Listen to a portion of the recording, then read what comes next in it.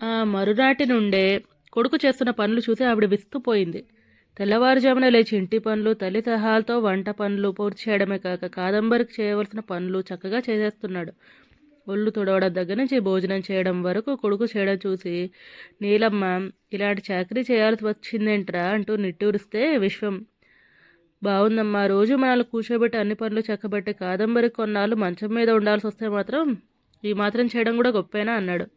ఆ సమాధానం నీలమ్మకే కాదు కాదంబరికి విచిత్రంగానే అనిపించింది. ఇప్పుడు ఇంట్లో వాళ్ళ ముగ్గురే కాకుండా ఇంకో చిన్న పిల్లాడు ఉన్నాడు.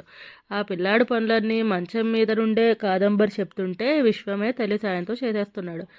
ఆ మధ్య విశ్వం పిలుపుతో ఆ ఇంటి అల్లుడు కాంతారావు వీరింటికి వచ్చాడు. 5-6 ఏళ్ల క్రితం విశ్వం అక్కయ్య యాక్సిడెంట్లో చనిపోయింది.